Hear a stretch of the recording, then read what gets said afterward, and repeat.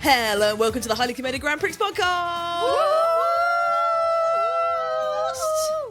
Yes, we will keep saying it because we're still proud. Yeah, it's just us, the girls, like, is it too much? It's the only bragging rights we have, considering we didn't win. Let's have this. Yes. Gather around the altar, mi amigos. Tonight, as Halloween collides with the Mexican Day of the Dead, the spirits have descended upon the paddock in Mexico City.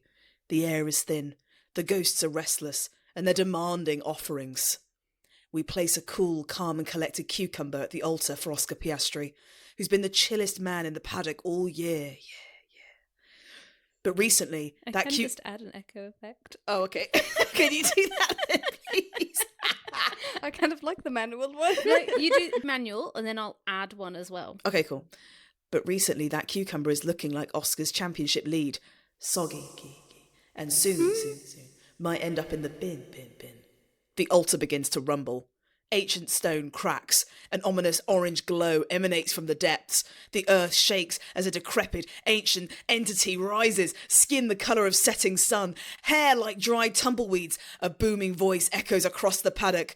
Poor little Oscar Piastri. Oh. The boring koala bear. He's trying, but he's got a wall problem, okay? A mental wall. And let me tell you about this wall. It's huge. The biggest mental wall you've ever seen, maybe ever. And who's going to pay for it? McLaren's going to pay for it. They're sending papaya rules, team orders that didn't work, and some, I assume, are good race people. But this mental wall, it's stopping the good stuff from getting through. We need Oscar's confidence higher than this wall, folks. Much higher, 10 feet higher. It needs to be huge. Suddenly, the entity cackles ominously before sinking back into the altar, leaving only a faint smell of fate tan, racism, and broken promises. Next, we offer a roll of duct tape and a chaos coordinator badge to the poltergeist controlling Red Bull, because while everyone else is playing checkers, those magnificent game players sent someone into an active grid to peel off McLaren's grid box tape marker. The ancestors are cackling. They're saying, finally, some good fucking entertainment. Christian may be job hunting, but the spirits admire going out in the blaze of plenty of glory. Glory. Oh, sorry. E. Next, we offer a sweat-soaked Lucha Libre mask and a weather app subscription for the spirit-confusing George Russell, who went undercover in the stands during FP1 and definitely got so sweaty he probably called his engineer about the rain again. George, the ancestors remember Spain 2023. They remember it was sweat, not rain. We offer a Casio calculator to whichever spirit is haunting the mystery team that substantially breached the 165 million cost cap. The ghosts are genuinely baffled. They have no words. But what's that noise? Oh, it's the spirits of Red Bull in 2021 who breached their own cost cap, who was chanting, one of us, one of us, one of us. It's utterly scary. Scary. We offer a bottle of vintage Italian wine and a box of tissues for Ferrari's 2025 car development team, who looked at a P2 constructors finish in 2024 and thought, you know what this needs? A complete redesign. Then delivered a car that's P3 and winless. Wow. The spirits pray for every soul in Maranello, desperate to hear the Italian national anthem, but they never will. We place an offering at the functional telephone directory for the ghost of Horny Horner, who's been haunting the paddock, calling every team and begging for a job. Christian, the spirits heard you ringing Ferrari, Aston Martin, and even Haas. The ancestors are whispering, maybe try LinkedIn, mate. We offer a Stewards Offered VIP membership and a loyalty punch card to Carlos Sainz, because at this point, the stewards know your coffee order. Carlos, you crashed with Kimi and Austin, took a penalty, and the ghosts are exhausted, watching you getting summoned more than a demon in a horror movie. The spirits have spoken. The altar is set. The offerings have been made. Now let's summon some on-track drama from the underworld, channel the racing gods, and find out what's about to go down in Mexico City. And Reem, the ancestors want you to know they believe in you. Oh. Even if you don't understand F1 yet, the spirits promise to guide you away from believing that porpoising is just a mini dolphin. Fin. I don't know how to say this word. Vamonos, pricks! Let's get spooky with it! You didn't know how to say vamonos? Well, I've only ever heard Carlos Sainz and he always says vamos, not vamonos. Yeah, fair. I didn't want to make a booby on air. Okay. Well, nice to see that the spirit of Donald Trump hasn't left you. I know, right? Didn't you like it? I liked it. Didn't you like it? have any messages for me? Don't be so needy. She's sorry, gonna I cut it out. Well, now I can't. I'd love to have an intro. A normal podcast intro. Yes, an intro for one of the episodes where you just sit and explain how you come up with your intros. Bet. Like that. End of the fucking season when we have no racing and we have nothing to talk about. I'll do For it. the Patreon! Write an intro with me. I think what people would find so funny is that you get hooked onto like one word that Yeah. you heard once during a race weekend. You're like, I can build a whole intro out of this. Yes. I think it's actually quite creative and Well, a quite a couple of unique days process. ago, you said to me, you were just like, I don't know what to make the intro. And I was like, well, it's nearly Halloween. And you just went, Halloween, Day of the Dead. I've got it. I have a terrible memory. I forgot we had that conversation. Well, fun fact. I saw an article whilst we were just gearing up for the podcast recording, and I saw that someone said something like, Piastri hit a mental wall, and I added that whole Donald Trump bit just off the dome my right there. God. Oh, wow. Yeah. I was like, wall? Trump? Mexico? Hello. He's back. Brilliant. Yeah, I know. I'm sort of, I think I'm not like mega like intelligent, but I have sparks of real intelligence. Why the fuck am I broadcasting that? It's creativity. Yeah, everybody's so creative. Is that a meme? No, because I remember last time you said that on pod, I asked the same thing. It's in her Rolodex of 4 different memes she knows. How high is Mexico City? How high? The Autodrome... No. The Mexican Grand Prix circuit. What's it called? Oh, you silly little duck. It's just called the Mexican No, Grand Prix. it's got a longer name. Well, I embrace all cultures, so I know how to say this. Mm-hmm. Autodromo Hermanos Rodriguez. Why do Hermanos?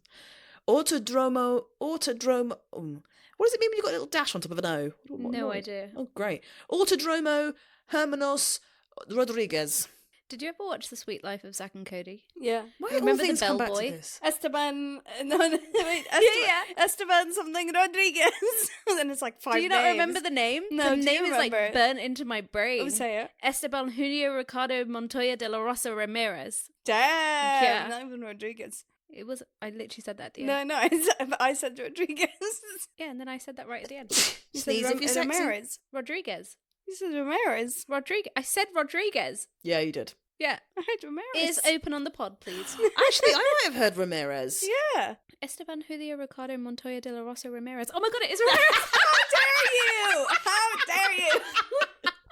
Vindication!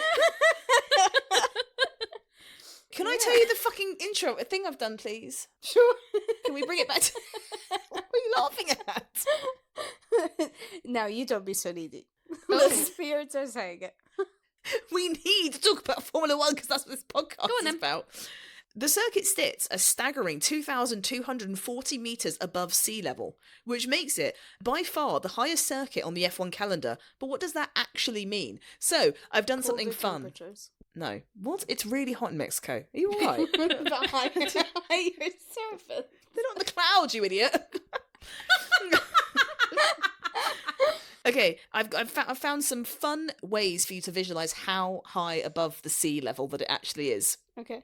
You could stack nearly 3 Burj Khalifas on top of each other, or line up 7 Empire State Buildings vertically, not horizontally. This isn't helpful for me because I have never seen either of these buildings. Bear with me. 448 giraffes in an increasingly uncomfortable arrangement. How uncomfortable. The one at the bottom's going to be dead. 1,120 horses, who may be questioning their life choices. 560,000 Big Macs. That I can picture. Or 448,000 individual Pringles. 448,000. Yes. And how many Big Macs? 560,000. Why more Big Macs than Pringles? Pringles are a lot thinner than a Big Mac. Oh, AI, you've let me down.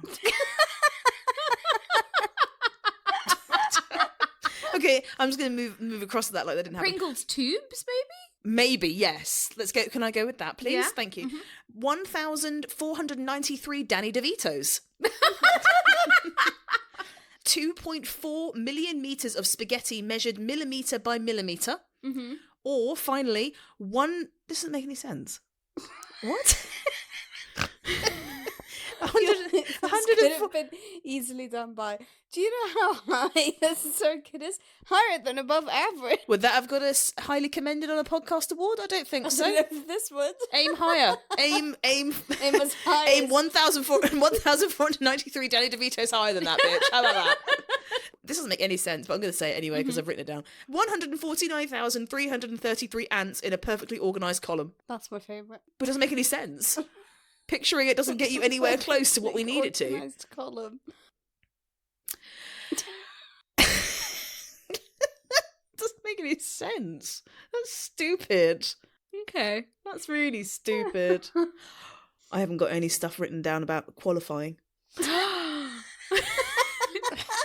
been so busy stacking tubes of Pringles that you haven't done the quali roundup. Ridiculous. Danny DeVito's stuck in a corner in the cloning machine because you haven't unlocked the door and you haven't got our qualifying update. Listen. You had one job. Listen, you're big, I'm little, and there's nothing you can do about it. What? I said it the wrong way around. I'm big, you're little. I'm right, you're wrong, and there's nothing you can do about it. I'm big, you're little. I'm right and you're wrong, and there's nothing you can do about it. I'm so glad I helped you get there. No, cut that bit out. No. Hey! We're friends. All right, let's actually start informing you about what's actually happened this Grand Prix weekend, shall we? Boring! Let's talk about Moulin Rouge. Any day. I know. That's Nav's. If Nav could go on to Masterclass, no, that's not what it's called. Mastermind. If Nav could go on to Mastermind, she would be the mastermind of Moulin Rouge. The film, not the place. Now, let me wow you, audience. Which role is played by Satine? That doesn't make any sense. Nicole Kidman plays Satine, if that's what you were asking. See, Mastermind. I feel like we just played Jeopardy instead. I had to tell you what the question was. I'm like, what is Nicole Kidman? Right, back to Mexico. And more specifically, qualifying in Mexico. So, Q1, the track temperature was 48 degrees Celsius. Which, for anyone that's wondering, that's really hot. A Mastermind is not an F1. Now, Mexico has one of the shortest laps on the calendar, which means going out, everyone trying to get those laps in, going to be a bit tricky. Lots of traffic, etc.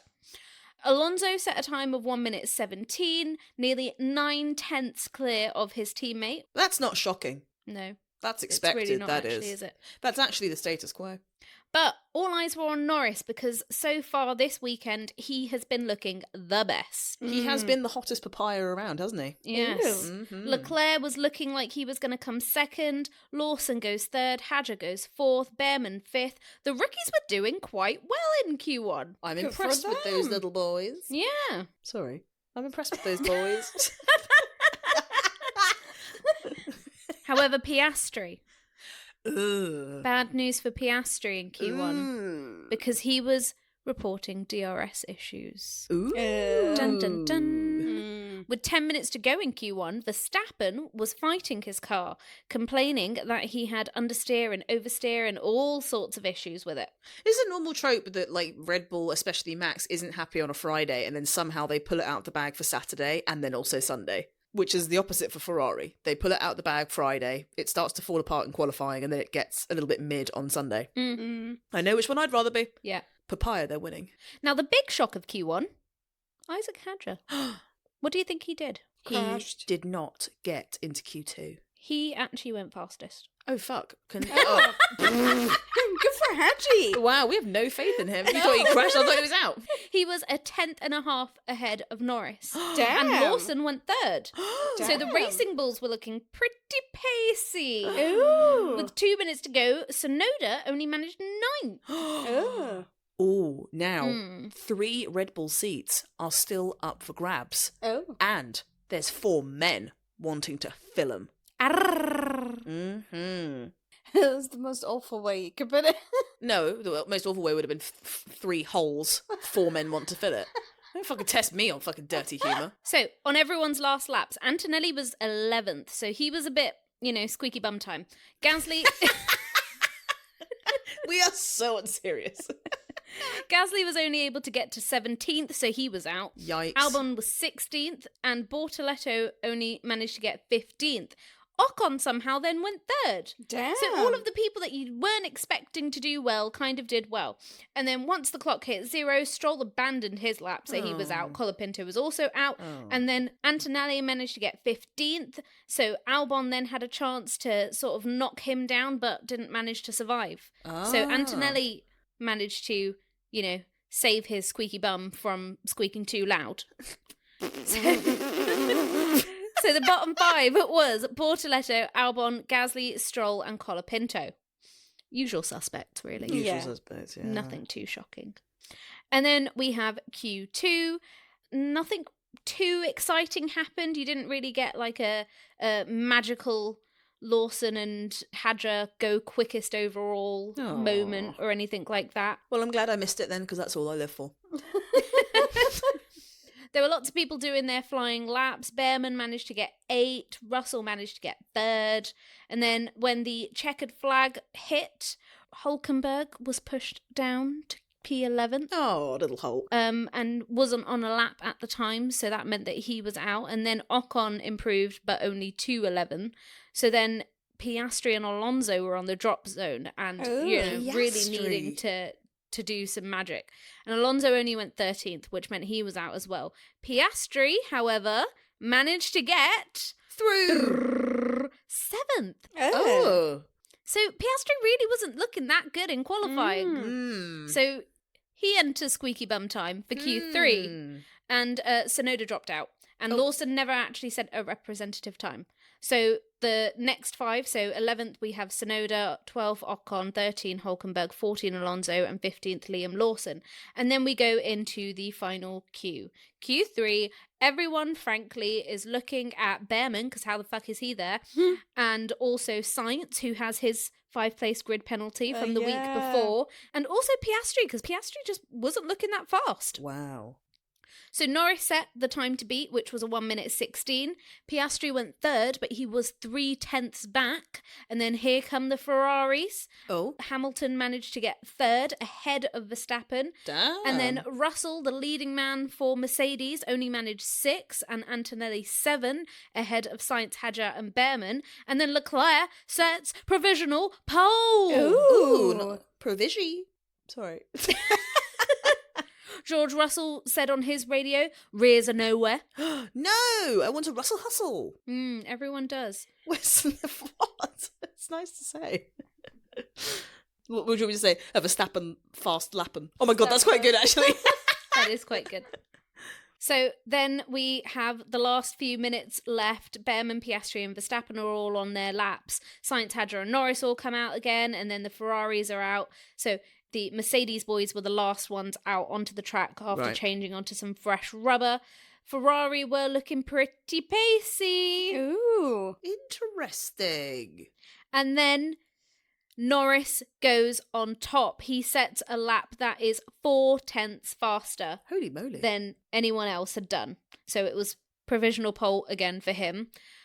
Hamilton wasn't able to match, but did manage to go 2nd. So now all eyes are on Leclerc, because Leclerc has been outpacing Hamilton basically all year round. Yeah. Of course, as we know, he does it. Damn. He manages to get himself 2nd, and Lewis manages to get himself 3rd. George Russell then puts himself in 4th, Max 5th, Antonelli 6th. So not too bad for Mercedes, but not as good as they have been looking. Yeah, but they like a lower ambient temperature track for their car to really fly, so that's still very impressive from them. Now, because of Carlos Sainz's penalty, he actually dropped down to 12, which meant that Yuki Tsunoda did manage to start in the top 10. Ooh, good for Tsunoda. Not good for science. Yeah. Also, not really that good for Tsunoda. He managed to inherit a place, not because he actually but at worked least for it. gives him a chance to maybe get a point. And Oscar Piastri starting in 7th. Yikes! Which is really the big storyline here. That is isn't it? really the big storyline. The drop-off is huge. He's Yep. kind of throwing his season away. 100%. And also Verstappen as well. I was shocked that he qualified in P5. Well, they've had some upgrades, haven't they? They have. They've introduced a 4-part upgrade package for the Mexico City Grand Prix. Which doesn't really make sense. Why are you upgrading your car now? Because McLaren aren't. Oh. Yeah, but no one is. Because everyone's focusing on next year. But that's why it's clever. Is it? Yeah. Focus on next year. No! Like No, everyone else. I mean, Verstappen still has a chance at the championship. They might as well try any upgrades to get him Yeah, to but he's been potentially winning win it. without this upgrade. Yeah. Red Bull's brought upgrades to help Max in his pursuit of his 5th Drivers' Championship. So is this a case of, because next year is such an unpredictable sort of thing, they don't know how everyone's going to be with the regulation changes, that it's kind of like, okay, fuck it, let's just throw everything into getting you the championship this year? I think if you back Red Bull into a corner, they're always going to come out swinging. So they're no stranger to having to catch up to a championship fight, and they've done this before. However, a lot of these upgrades will still be used, I'm assuming, from just common sense, that they will be using upgrades that can be applied for their car next year. Because they have gone for an upgrade which has tweaked the front corner, engine cover, floor body and edge of the wing in an effort to improve local load and reliability so that it goes, ready for us to go off to the high hills of Mexico City. It's also helping cooling because it's so hot up there. But I don't think it's a bold move to do. I think it's clever.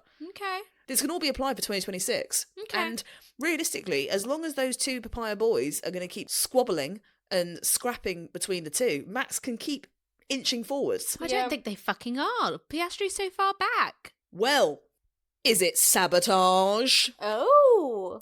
Really? There's a conspiracy theory. Oh. It's running amok. Oh. It's all over social media. And we can trust that. Yeah. It's all written by fans who don't work in Formula One, nor So are they it's part of an trustable. F1 team. It's just people, teenagers, like idiots like us. Reliable sources. After Oscar Piastri qualified P8, 5/10 slower than pole sitter Lando Norris, his teammate in Mexico, social media has since exploded Oh. with sabotage accusations. Fans claimed McLaren is deliberately slowing down Piastri's car to help Norris win the championship, pointing to timing. Oscar has struggled since McLaren won the Constructors' Championship in Singapore. Dun dun dun dun. I mean, I'd argue he was struggling a bit before that. Aye, aye, aye, aye. Kind of was since Baku. Yeah, that's when he DNF'd. I love how you say that word. Baku. Baku. You make it sound like you're saying Baku. How do you say it? Baku. Baku. But you say Baku. Well, whatever. That right. It's like the dog version of bitch, please. Baku. However, the reality, according to Andrea Stella, is that it's not sabotage, it's just track conditions. Sorry, of course he's going to fucking say Yeah. that. Imagine pretty bold of him if he was just like, yeah, we are. Fuck him. I mean, I would love it if that was the storyline, but you're right. He said both Austin and Mexico had hot tarmac and sliding tyres, which meant low grip, and Norris excels in low grip conditions. Piastri performs better in high grip conditions. And also, Piastri is in his 3rd season with the team, whereas Norris is in his 7th team. So there's a bit of a skill issue, is basically what Andrea Stella has said very nicely. Imagine leading the championship for like 80% of the season and your boss saying, skill issue. I mean, he didn't say skill issue. I'm sort of just, I'm paraphrasing. If we want to debunk the timeline, the struggles did start before Singapore because the Italian Grand Prix, he was slower than Norris. Azerbaijan had his worst weekend. He crashed in quali, anti-stall at the start, crashed in lap 1. Singapore, he had a first lap collision with Norris, and the Austin sprint, he crashed into Norris.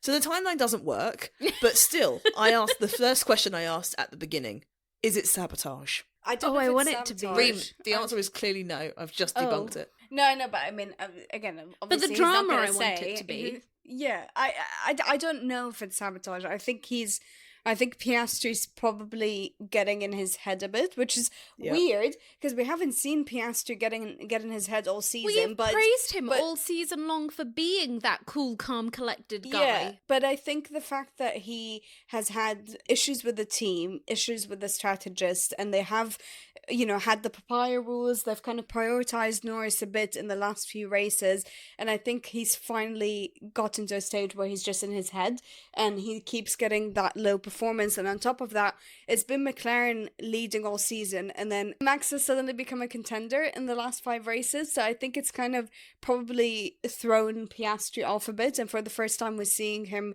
get in his head a bit, and I think that is the reason for his not so great performance recently. But I don't think that's enough for him to be out of contention. I think he just needs to get back in his head, or no, out of his head, and it's great advice. And all he needs to do is like win one more race, and he'll be fine. I think he'll still have a very good chance at continuing to lead and potentially win. I mean, yes, but I think he's got bad momentum, and we've talked about how good momentum can swing you upwards and bad momentum can swing you downwards, and I think he might be in a very low heat fuck stew. What? A low heat fuck stew. That's your professional opinion on the podcast. I made an error because I forgot the word up, and that changes what I said. A low boil fuck up stew. Doesn't that change it? Great. 2 letters. He's not in a sex stew. He's in a fuck up stew. And he's slowly marinating in this embroiled drama. But I think that someone needs to scoop him out, put him on a tea towel, dry him off, pick his head back up, and march him forwards to the next few races. Sometimes you have to just finish the analogy that hasn't worked for you. It's just, I'm doing what Piastri should do. He's in a terrible situation. He's got to just keep going with it. All right? There you go. Own it. Exactly. You should feed into the drama. Let people know it's sabotage. Show the world your quirky side. Should we talk about the Drivers' Championship? Go on then. Okay. So heading into Whoa. For the audience, Nav and I gave Reem permission, like she's a child, to do a talking point. Because she came on the group chat and begged. Yes. I didn't beg. You did ask our permission. Yes. And you were very excitable. Yes. And asked if you were at all allowed, if it'd be at all possible. Please. I didn't say please. She did a little Sabrina moment and she said, please. Could I do a talking point? And we said, you know what? Fuck it. You go for it, Queen. Thank you. And now this is your moment. Yes. If you could add... Can you let me speak? Oh. This is my moment. Wow. You had one step in the spotlight, now you think you're Beyonce of this group, huh? Yes. Okay, go on then. You are clearly Michelle. Oh. Beyonce now. Okay. Heading into the Mexico Grand Prix, we've got ourselves a proper championship battle. Oscar Piastri is leading with 346 points, which is just 14 ahead of Norris, who's on 332. Max Verstappen's third with 306, but we can't count him out yet because his comeback has been insane. Back in August after Zandvoort, he was over 100 points behind Piastri, and now he's won 3 of the last 4 races, and he's cut the gap down to just 40 points, so he's very much back in the fight. And behind them, we've got George Russell sitting 4th with 252 points, and Charles Leclerc is 5th on 192. But after the US Grand Prix, Leclerc is no longer a contender for the Drivers' Championship, because even if he wins every single remaining race, including the sprint, he won't be able to catch up with Piastri, because his maximum points will still be less than Oscar Piastri's current points. Wow. There's 5 races left. We've got Mexico, which is today, Brazil, Las Vegas, Qatar, and Abu Dhabi, and there's a total of 141 points up for grabs. Mexico's worth 25 points, and the sprint weekends in Brazil and Qatar are 33 each, and Vegas and Abu Dhabi close things out with 25 apiece. Russell is technically, mathematically still in, but he's not. But his chances are very slim, so it's really between Piastri, Norris, and Verstappen. Yeah, he's mathematically in, but realistically not. Yeah, mathematically, I could train for 3 years and win a gold medal in the Olympics, but it's not fucking happening, is it? So he's technically a contender, but no one's really counting him in. Oh my god, we should place a bet. I'm not placing my bet on Russell. I think we should all place a bet. We should pull a name out of a hat, one of the 3 title contenders, and whoever ends up with the winning person has to get a forfeit for the other two. I'm into that. So what does each driver need? Piastri's got the best hand right now. He needs to keep landing on the podium, stay close to Norris, and the championship is his to win. Norris needs to start eating into that 14-point gap, and it doesn't sound like much, but over 5 races he needs to consistently beat his teammate. And if Piastri doesn't score in Mexico and Norris finishes in the top 3, he can actually start leading the championship after this race. Verstappen's got the toughest job. He's 40 points back, which means Mexico's basically a must-win. Anything less and he might be watching his championship hopes slip away. And for Russell, he'd need multiple wins and the top 3 to completely fall apart, which is not impossible, but very unlikely.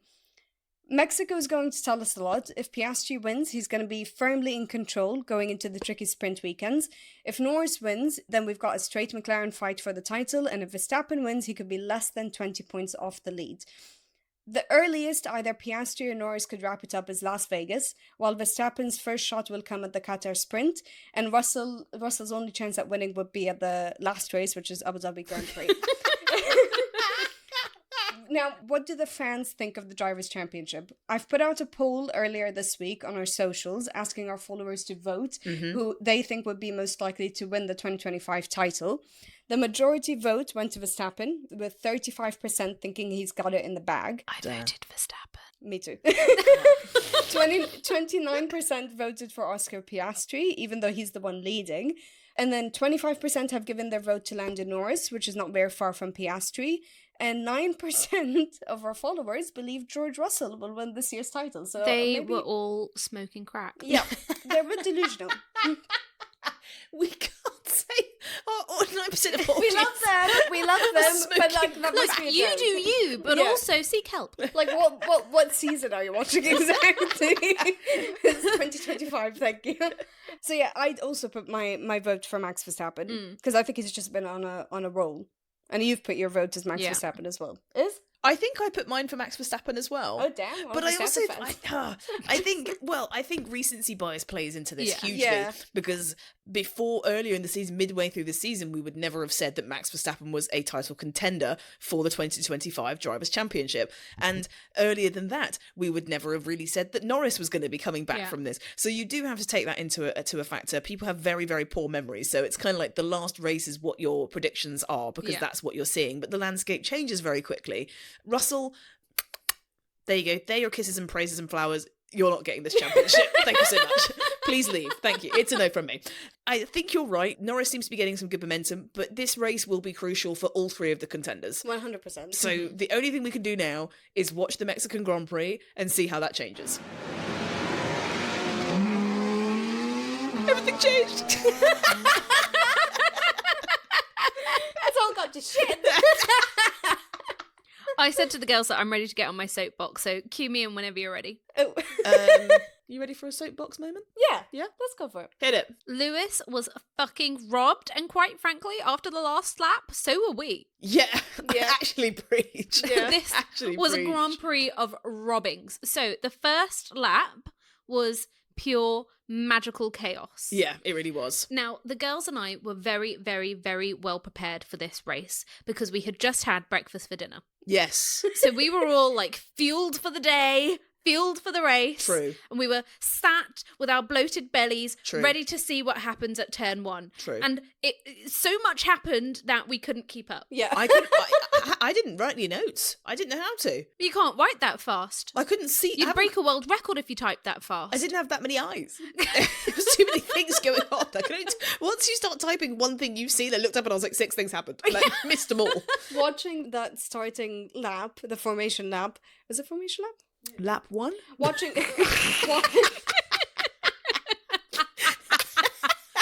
Everyone crashed into each other on the formation lap. It was chaos. Watching lap 1 made me think of why when you're at pubs and you see a bunch of football fans watching a match, when they all start screaming, "Oh!" Yeah, that was us. I understand why they have that reaction because that literally was us at the start of this race. Yeah. Should we do a quick summary of the notes I was able to gather from other people? And as you do that, I'll step on and off my soapbox accordingly. That is perfectly fine. So this was sort of summarised by people that are far better at writing notes than me. So the Opening lap was absolute mayhem. We had a 4-wide battle between Norris, Leclerc, Hamilton and Verstappen going into turn 1. Verstappen cut turn 1 going deep. Leclerc cut turn 2 but gave the position back to Norris. Verstappen handed back third to Hamilton after his corner cutting. There was soapbox. Right. So what had happened was Norris and then Hamilton. That was the order, right? And then Leclerc and Verstappen go off. Right, and then Leclerc joins somehow in first place because cutting that corner, taking the escape road, means that you come out right at the front. Yep. He gives the position back to Norris, but he doesn't give the position back to Lewis. And Lewis was ahead of him. Yep. Lewis had overtaken him, and then Leclerc went off the track and somehow joined in front of both of them and didn't give the position back to Lewis. Max did eventually give the position back to Lewis. Well done, Max. Yep. I'm off. Thank you. There was early contact with Verstappen, but it was unclear whether it was with Hamilton or Russell. One of those foes that he has, one of those queens he has a little bit of beef with. Lance Stroll then spun and dropped down to P19. Then fast forward to lap... Soapbox. Okay. I didn't see it. There was so much happening at the front that they didn't show us what was happening at the back. And I get it. Stroll's not trying to fight for a championship. But the dude spun. Everyone else was kind of just driving on grass a little bit. It cut straight to when he stopped spinning and was racing to rejoin the track. And they're like, Lance Stroll's off the track. And it cut away. And I was like, oh, okay, that's all we're seeing there. It's just a little remix from Lance Stroll. I'm off. Thank you. Fast forward to lap 6. Verstappen went for Hamilton at turn 1. He cut turn 2 without giving the place back. And then Hamilton went off at turn 4. And critically, he failed to use the escape road on lap 8. Soapbox, I'm stepping on. So Lewis didn't go off. Lewis was kind of tapped off. Yeah. There was some wheel-on-wheel contact. There was a little bit of a moment. Oh, okay. ASMR moment. Okay. They did make contact. Max wasn't ahead of Lewis, so it wasn't his corner, but he didn't manage to turn into the corner properly or wide enough to give Lewis proper space for the corner that he owned in that situation, tapped his wheels. Lewis went off and then wasn't able to slow the car down enough to take the proper escape road. I'm off. You know when Nav just mentioned that it wasn't Verstappen's corner? Yeah. Do you know what that means? Oh, the silence is It giving was- you, yeah. It wasn't his place to be. So it was if Lewis was turning and he needed that corner to turn. You can just say no, it's less words. I'm predicting. Thank you, Mystic Meg. Okay, imagine you and your mate are both absolutely starving after a wild night out. And you're both trying to get into... Oh, no, you can't have a wild night out because you're driving. Imagine you and your mate are having an absolutely... No, imagine you and your mate are absolutely starving after a night out where you've drunk less than the legal average because you're going into the Taco Bell drive-thru at the same time. Okay? What Taco Bell has a drive-thru? In America. Oh, we've changed continents. I tried to keep the theme loosely around something Room would be interested in. Drive-thrus. Taco Bell, because I said to her... So why does it need to be a drive-thru? Why can't you walk in? Because I'm getting to the fucking analogy. Sorry. If you can all pipe down. Sorry. Here's how the rules work. Scenario 1. You're trying to cut in on the inside. Of Context. None of us have cars. None of us go through drive-thrus. We don't know the drive-thru rules. No, because it's relating to Formula 1. On the corner, someone's cutting in on the inside of the person they're trying to overtake. Not the outside. The inside. Yeah? Okay. Hello? Do you know what I mean? I'm Carlos Sainz. My right hand is Carlos Sainz. Okay? My left hand is Kimi Antonelli. He's cutting in on the inside of Carlos Sainz. Now, the inside. Okay. Okay. Love this visual for an audio-only podcast. That's why I said my right and my left hand, they can follow along with their own hands at home. You see your mate heading for the drive-thru entrance and you think, I can squeeze in on the inside before we get to the speaker. The rules.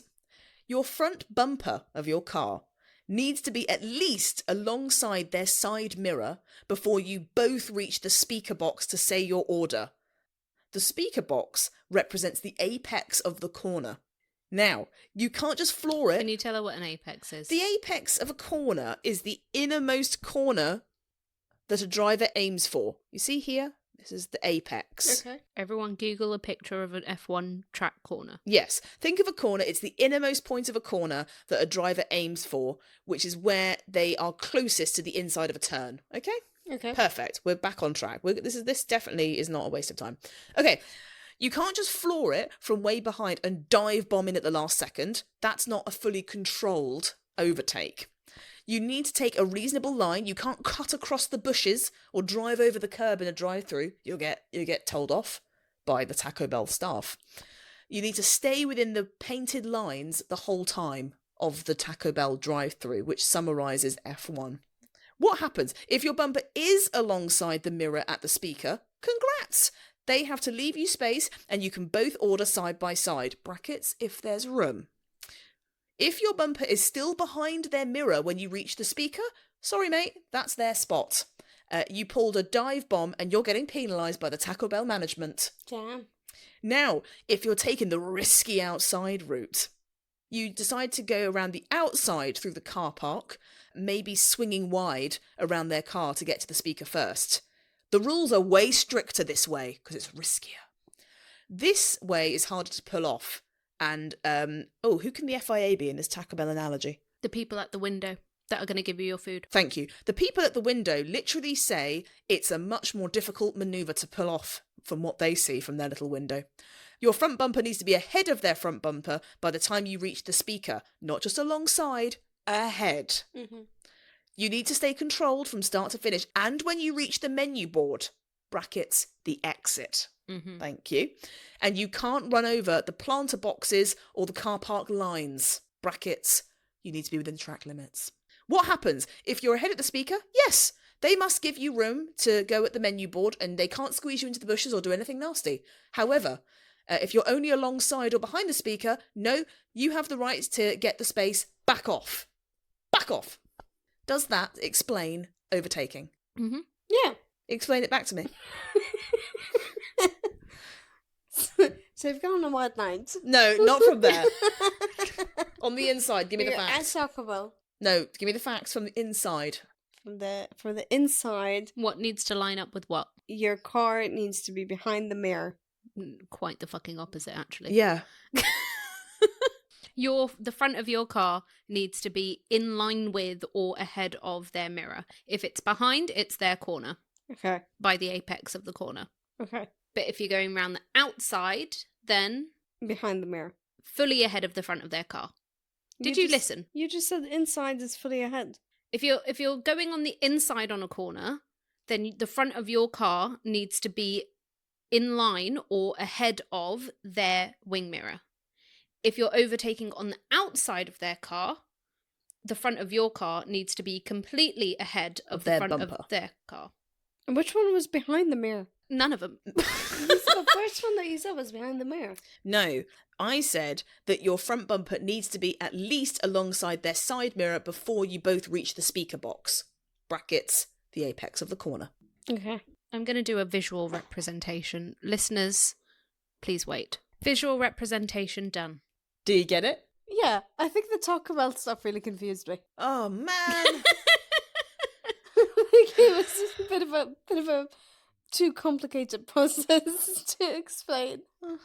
But thank you for trying to put it in my terms. You're welcome. Well, let's go back. I do have more information to give because actually this was the perfect race for me to bring out these notes. So, from there, Lewis was then put under investigation for not following the race director's instructions. And he then received a 10-second time penalty for leaving the track and gaining an unfair advantage, which he then served during his pit stop on lap 24. May I step onto my soapbox? You go please? for it. Okay. So Lewis was investigated or under investigation for two things. The first one was for not properly following the race director's orders on what to do when you leave the track. So there is like a proper route that you're meant to take. And basically he didn't stay on the asphalt or like the track-based surface. Tarmac, there we go. He went onto the grass and he drove on the grass rather than going on the actual tarmac that he was meant to drive on. So he was under investigation for that. And then he was also under investigation for the fact that he took that route and came out a bit ahead. Yes. He was, for whatever reason, let off on the not following the race director's orders, which is the more objective thing to be able to penalise someone on, because it's like a very clear-cut thing. You didn't do what you were meant to do, and therefore penalty. It's the same way that if someone, started the race ahead of their grid box marking, it's like a very clear-cut thing. You're not in your marks, therefore penalty. Yeah. There's nothing subjective about it. There is photo evidence. There is video evidence of him driving on the grass where he is not meant to be. Yeah. So that's like an objective thing. Should have been penalised. But for whatever reason, that was let go. And instead they penalised him for leaving the track and gaining an advantage, which is ridiculous, right? So because he took the route that you didn't penalise him for taking. Yeah. And if that has led to him having an advantage, that's an issue with your own route. Because Max and Leclerc in the first lap both also took that route when they went off track, didn't get a penalty for it, didn't get a penalty for gaining an advantage, even though Leclerc gained an advantage and only gave back one of the positions. Granted, the other position was for his teammate, so that could have been decided in-house, but wasn't.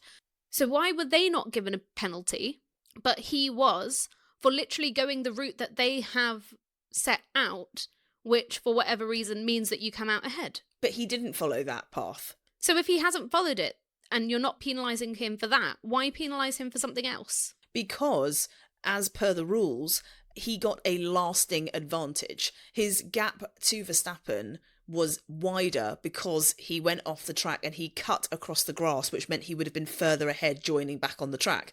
And you must give back any lasting advantage gained from leaving the track, and he didn't. And you then have to join in a safe manner, which I'd argue he did. And the last thing they look for is you can't impede. So you have to avoid unnecessarily slow or erratic driving that impedes others. He didn't do that because he was so far ahead down the road.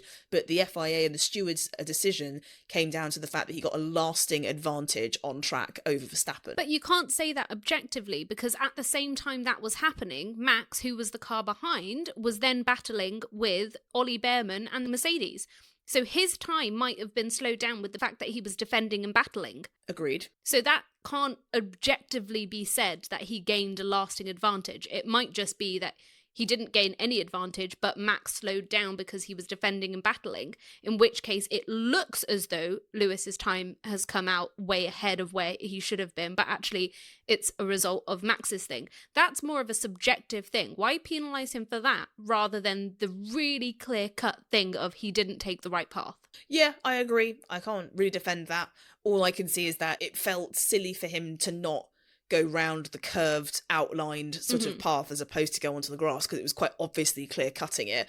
And I guess that their argument was, and I agree about the point of it not following the race director's instructions of the clear cut path of the route you take, but it was quite obvious. You could see there was a lasting advantage because here's where you're meant to go, and he's gone right far past that, hasn't even attempted to go there.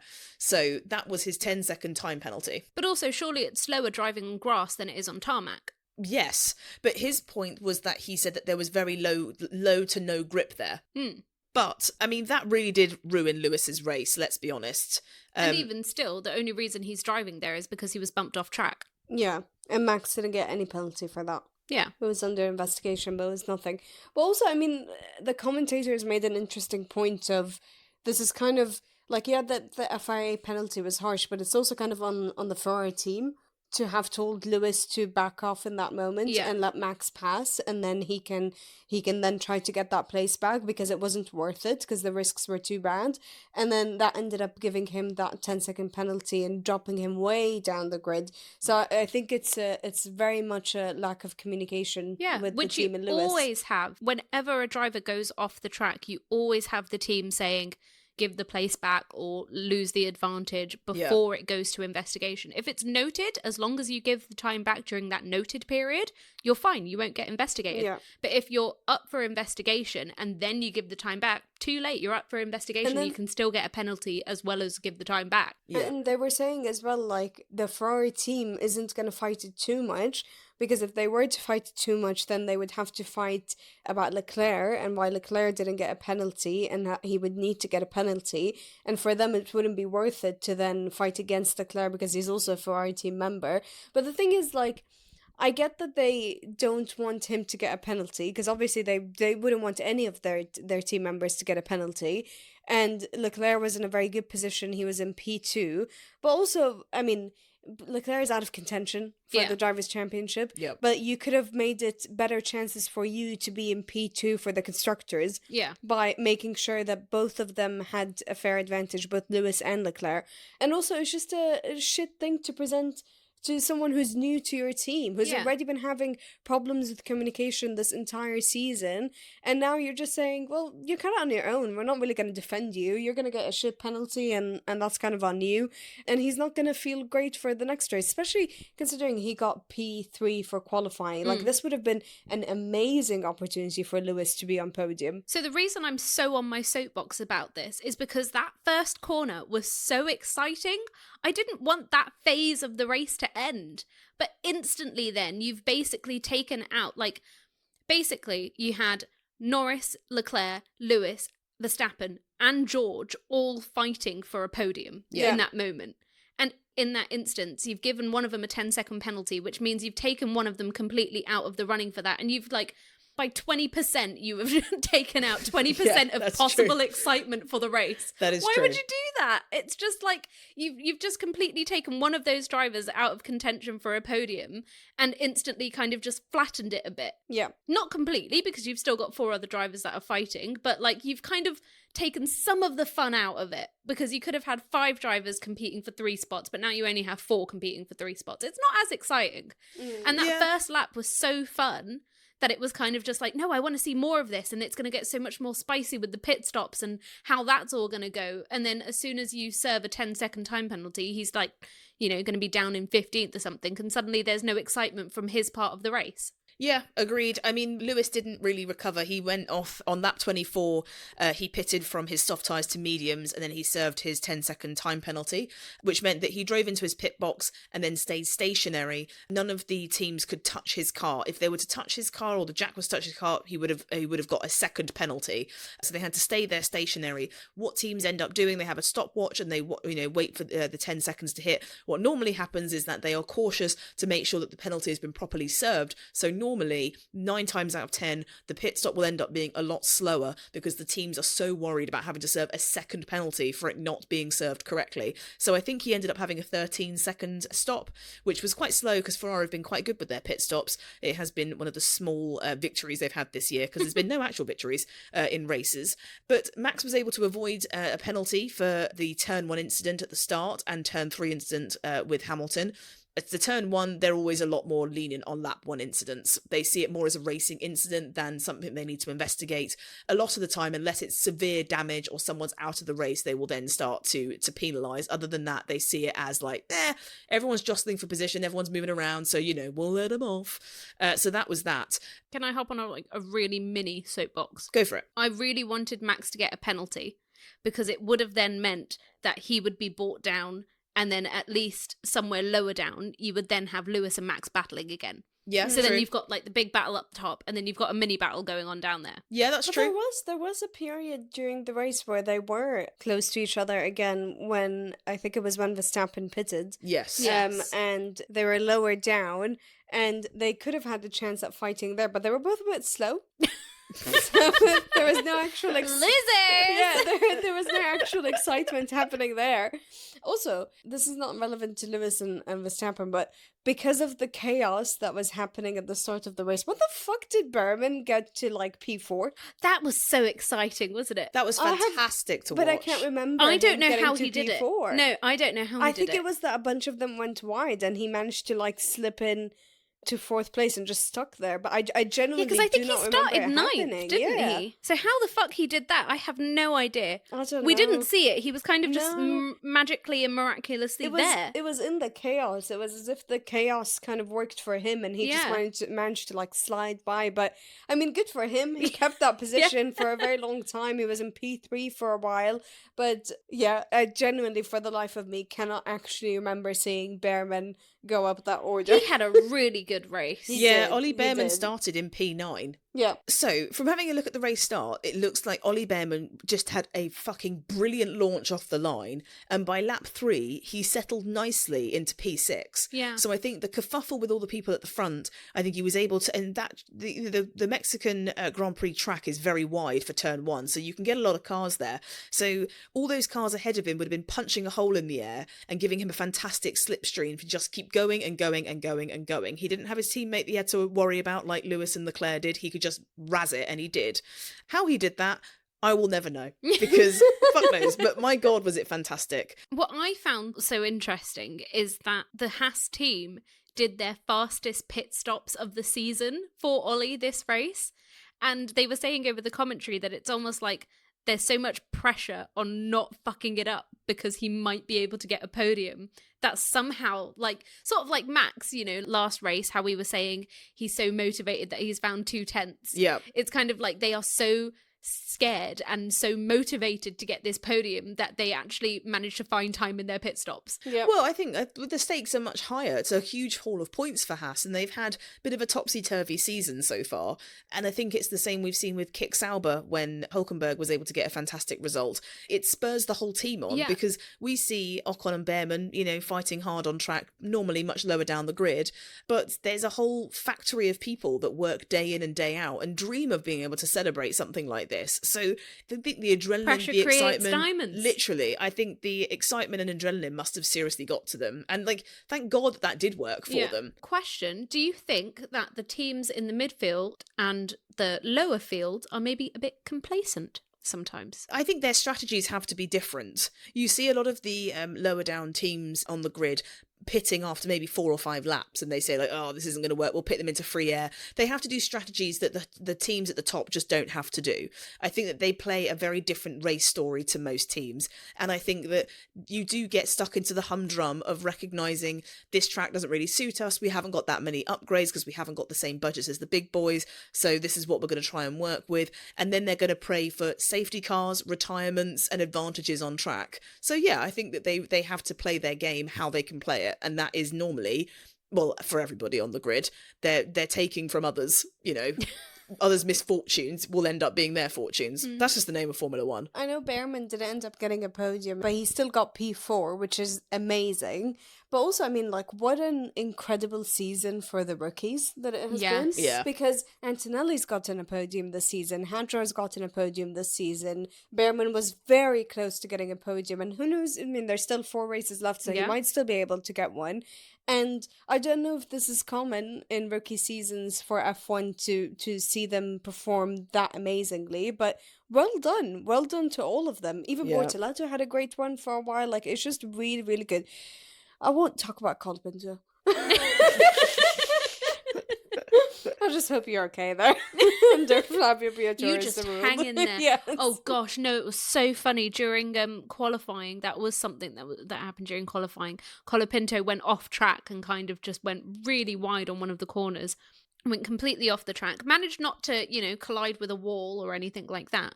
But the cameras then cut to Flavio Briatore in the garage, and kind of just threw his hand up really dramatically, like, fuck this. Bless him. I don't think he's going to be in for 2026. Can I say something? Every race, we put up our predictions before the race goes on. She's about to get braggy. Yes, Braggadocious, bitch. Yes, I am. And we put up our podium predictions and then a wild card prediction. And I got 4 out of 4.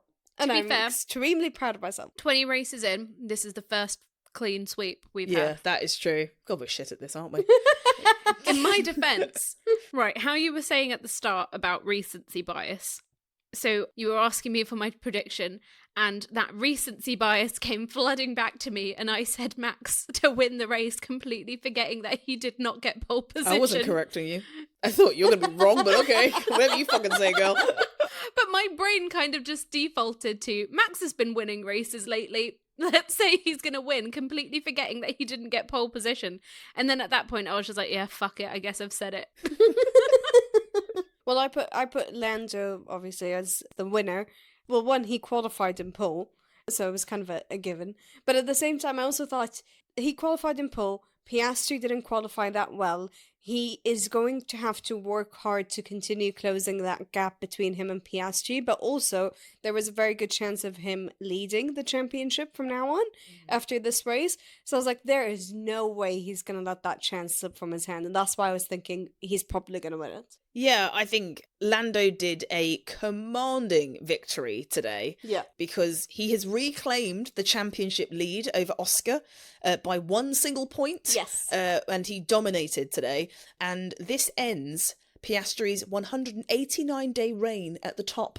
Oh, damn. He's been leading since April, and with just 4 races left, Norris is back in the driver's seat for his first win since the Hungarian Grand Prix in July. Damn. So he started this race, and obviously he covered the inside, and it was, that four-car scramble to the front. Leclerc took the lead for half a second, and then gave Norris the lead. And that was pretty much the end of Norris's race. Let's be real. There really wasn't any other threat. There was like nearly a 30-second gap between him and Leclerc at one point, which is insane. He could have pitted, still led the race with a decent gap. Yep. He did amazingly. Yeah, he won by a massive 30 seconds over Charles Leclerc in second place, which is a pit stop and a chat to your engineer of a fucking gap. I mean, seriously, literally. He could have served Lewis's penalty for him and still won 3 that race. times over. So with Norris winning, Verstappen is in 3rd and Piastri in 5th, means that Lando Norris leads the Drivers' Championship, and the gap is really, obviously 1 point between him and his teammate, but Max is only 35 points behind Piastri. So 36 points covers the top 3. We've still got a few races left. Well, speaking of the Drivers' Championship, the post-race notes, yes, I've got talking points post-race and pre-race. This is a very buoyant energy from you. Yes, I know, I'm getting more confident. From Taco Bell confusion to this, huh? It's midnight. How many coffees have you had? None. It's officially Monday. I still don't know the technical stuff, but I've got talking points. So yes, Lando Norris and Oscar Piastri are just 1 point apart now. Max is 36 points behind the leader. George Russell is still mathematically alive, but realistically needs a miracle. Did you say mathematically alive? Mathematically in Scientifically contention. alive, I think is what you mean. Mathematically alive? I don't know. He's still mathematically in contention, but I mean, it's again very, very, very unlikely after this race. And there's a total of 116 points available now. Lando Norris needs to stay ahead of Piastri. Thank you, And Captain then Obvious. if he ends up tying with Piastri for the Abu Dhabi Grand Prix, it means that they would end up giving the title based on who had the most race wins and who had the most second place positions and blah, blah, blah. And Verstappen needs to score as many points as possible in every remaining race and sprint, and hope that Norris and That sounds a bit obvious, doesn't it? hope that Norris and Piastri drop points in at least one event. And for Russell, he needs perfection and a collapse of all 3 ahead. Collapse? Yes, I was in like they need to basically score nothing for him to win, Right, okay. and he needs to win That's okay. Well, so he's out of contention then, huh? essentially. Hey, Reem, Yes, I bet Max is. I'm loving it. Do you know why I've done that? Does he like a McDonald's? What? No. Red Bull are going to be partnering with the Golden Arches next race, as Brazil will be bringing some branches of McDonald's to Brazil. Listen. Hello, guys? I thought you were going to add more context. So Brazil are opening up some McDonald's stores, therefore Red Bull are partnering with them. Yes. I'm not loving this talking point so far. You got to pizzazz it up for us. Oh, okay, fine. You've got Give to me add more. more context. Why is this relevant? Because Red Bull have announced a Sao Paulo Grand Prix sponsorship deal with the fast food giants McDonald's, making the first time the brand has ever appeared on track in Formula One. Oh, really? Hey! That's being Ronald McDonald. Arguably, I've never had a McDonald's parties. I have no idea if that's what he sounds like. I don't think he shows up at all the McDonald's parties. Oh, well, I never went, so I didn't know that wasn't the case. Was it common for fast food chains to sponsor Formula One? You know McDonald's sponsored the London Olympics, right? Really? Yeah. Oh. But is it for Formula One? No, this is the first time they've ever done it. No, but is it the first time a fast food chain ever has? I don't know. That'll I think put on my head. McLaren used to have a chocolate brand on their rear wing. I saw Kit Kat being advertised in this race. That's their official snack. Really? Yeah. You're making this up. No, I'm not. What? Imagine if all the drivers just like halfway through the race are just like, I'm taking a break. I'll tell you who would have been praying for a fucking Kit Kat and a break. Carlos fucking Sainz. Yeah, we've moved on he from needed this someone point, to give him a haven't we? break this race. He was fast all through the weekend until it mattered, unfortunately. Yeah. He came into the race with a penalty from last race that hung over his head from Cota, where he collided with Kimi Antonelli. He then got himself a 5-second time penalty for speeding in the pit lane on lap 27, and then he got a drive-through penalty for speeding in the pit lane again on lap 56, and then he retired on lap 70 and stopped in the final sector. Well, he said it was an issue with his car. He did. He said it was jumping around. So Yeah. even though he was on the pit limiter, it was jumping above it, even though he wasn't meaning to. Yeah. But what a fucking hooner of a I day. know. Oh my God. I bet Ferrari really miss him, you know. Jeez, my goodness. What a fantastic driver in a shit show of a race today. Yeah. All out of his own control. I felt very sorry for Carlos So Sainz. did I. How do you feel? I feel heartbroken. But also, I kind of didn't believe him the first time he went on the radio and said that it was an issue with his car. I was like, he's so making this up. You've got trust issues in your relationship. Maybe a little bit. I'm ready to talk about the Karen of the grid. All right. Let's have a crush on Carlos Sainz, not George Russell, you loser. I didn't realize that was going to be such a loud noise, but I was like, oh my God, yes, I've been waiting for you to talk about this because I forgot how much of a Karen Never he heard was. someone so enthusiastic. Also, side note, I don't know how to say her name, Chicken Shop Date Girl. Yes. Amelia. Yeah, I don't know her second name. Oh. I know her first name is Amelia. Right, so she's doing a YouTube series called Passenger Princess. Yes, kind of Yeah. living for that. I actually really like it. So I watched the first 2 episodes. Episode 1 was with George Russell and episode 2 was with Oliver Bearman. Mm-hmm. And episode 1 was out over a week ago. And I was talking about it to some co-workers who were kind of just like, oh, did you know Chicken Shop Date was doing something with F1? And I like, that's the only thing they know about F1 is her doing this thing because they are so uninterested. But they have to listen to me talking about it every week. By the way, the concept of it is F1 drivers teach her how to drive. Yes, exactly. And the only thing one of my co-workers had to add was, oh, the guy in it was really cute. I don't know who he was. And I was just like, who, George? And she was just like, is that who he is? I don't know who he is. And I was like, does he look like a cross between a ventriloquist doll and Woody from Toy Story? And she was like, yeah, he's really attractive. And I was Whoa. like, what? We should out your co-worker and let them know they have a weird taste in men. No, to be fair, you've said he's very attractive man. I think he has kind of a model look. Because Okay. he has that, like, he's ugly hot. Like, I wouldn't necessarily find him hot. Like, he wouldn't be my type. But he does have that like, gaunt look. Kind of dead eyes. Dead eyes? Lanky figure. That can work for, like, a Tommy Hilfiger campaign. Okay, fair enough. Ralph Lauren. Too bad Tommy Hilfiger dropped Mercedes. Oh, yeah. Any more insults you'd like to drop about him before I finally get onto this fucking segment? This is a bit of a carrot. Hey, thank you so much. So, the Mercedes boys, whilst all of the 4 cars ahead were all having chaos, going off the track, joining the track, giving places back, snatching places from other people, Russell was straight on the radio and was saying, Verstappen just cut the corner, brake late and cut the grass, at least give the position back. That did not happen.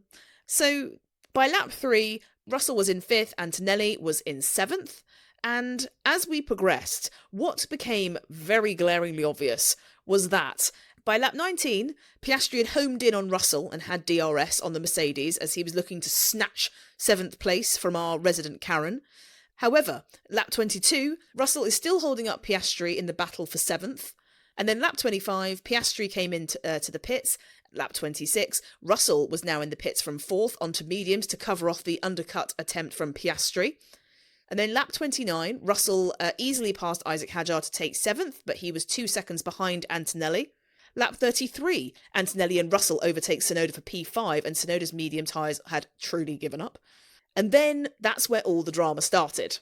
So, there was a lot of tension between Russell and his Mercedes engineer and Mercedes in general, because he was stuck behind Kimi Antonelli while Piastri was closing in, and Russell said, I'm happy to give the position back to Kimi if I can't overtake Bearman.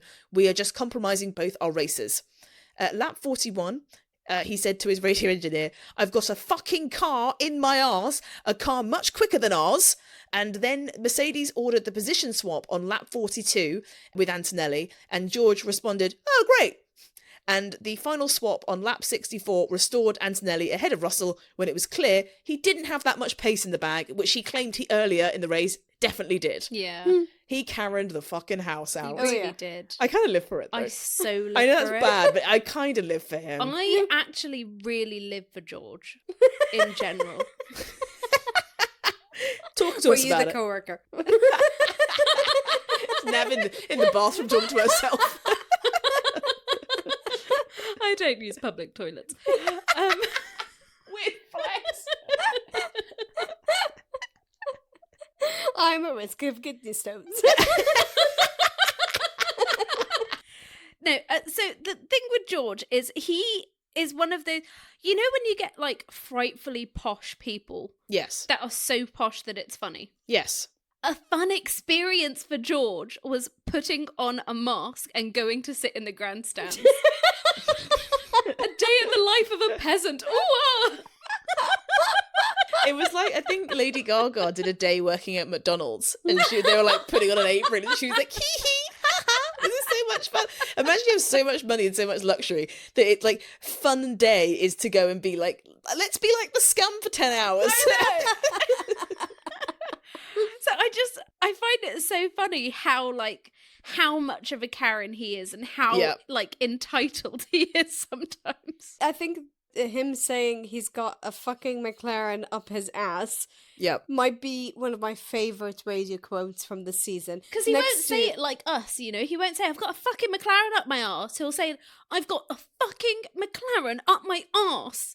It for some reason it felt a bit more vulgar, him saying that. I didn't need to think about a McLaren up his bum. That felt a bit too much. If he said bottom, you'd be like, oh, he's angry. Yeah. Can you imagine if he was like, I've got a McLaren between my cheeks, like that?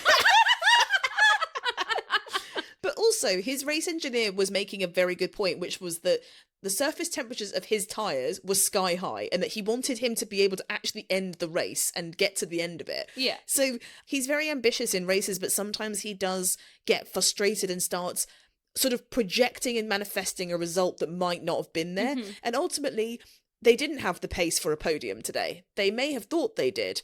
And the commentators did say that maybe if George had been given that swap 5 laps earlier, then they could have had a real stab at it.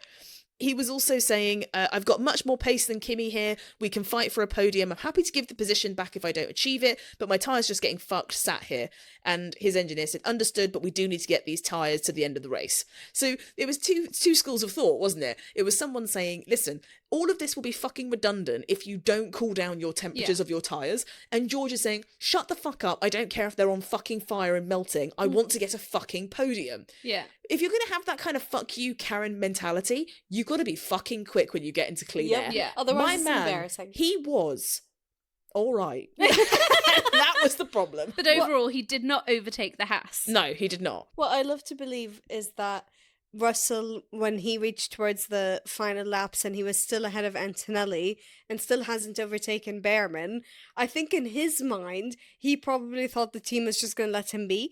So he didn't bring it up again. Yeah. And it wasn't until Antonelli shouted on the radio, it's like, are we going to swap or what? And then they actually ended up switching them back. But I fully think Russell was like, I'm probably going to stay ahead until the end. I don't think they're going to switch me around now. Absolutely. He wasn't going to hand the place back. That's not what a Karen does. They ask for the manager and move on. Like, And come I'm on. sure when he got told time to switch the positions back, I'm sure there was probably a very quiet radio message going on saying, sorry, is Antonelli in contention for this championship? Literally. No, but I fucking am. Excuse me, I'm mathematically alive, motherfucker. Thank you very much.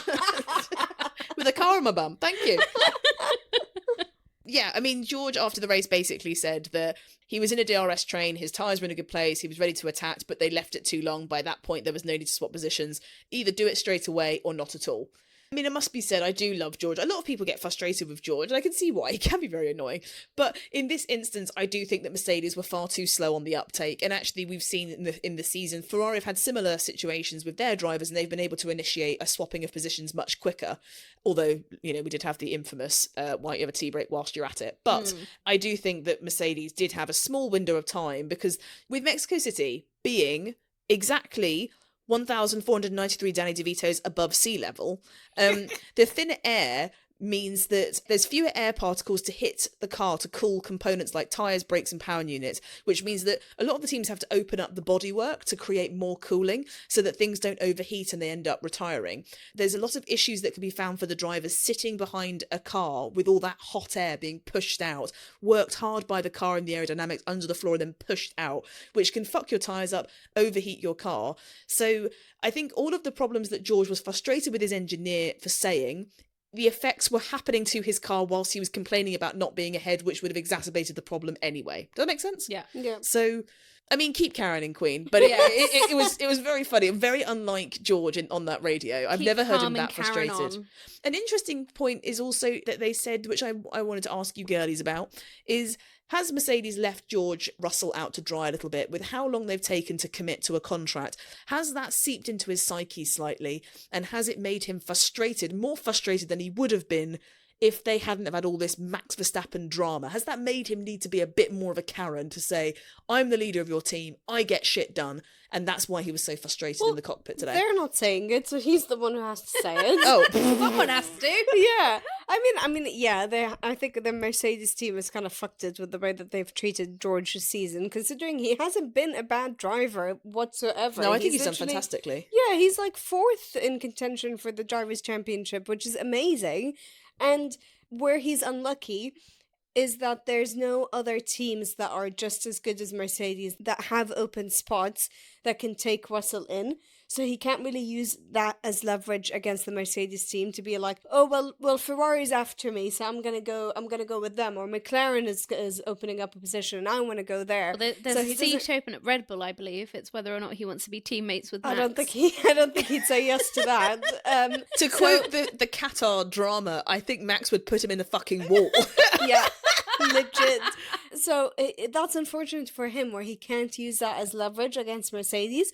But if he did have that option, I think he would have left them. I think he would have done a Lewis. He's seeing his boss out on a boat with a topless Max Verstappen, most likely talking about a contract, and he's like, hello, do I exist? Hello, he threatened to kill me. Literally, what's going on? The fuck? Do I need to have I not Karen hard enough this year? What's going on? So I wonder if maybe that is part of it, because it's almost like he's been made to prove himself even more, even though he's had a fantastic season. Yeah. He's won 2 races this year. I did some spending today, some shopping. Oh yeah. Spent some money. Oh yeah. Some money that I really shouldn't have spent. Oh. Red Bull 2021? Is that you? Yeah. Well. I just ignored my budget sheet. Whoa. What happened? Well, I'm severely in debt. Yeah. And I imagine there will be some sort of a penalty for it. Are you $7 million in debt? Yeah. Whoa. Did you get wind tunnel and CFD reduction time? Mm-hmm. Whoa. Seems like a weird penalty for someone that's just an individual, but that's crazy. You never fucking guess what? What? 2 teams have breached the cost cap rules for the 2024 season. Oh, which Yes. teams? Well, Aston Martin made a minor procedural error.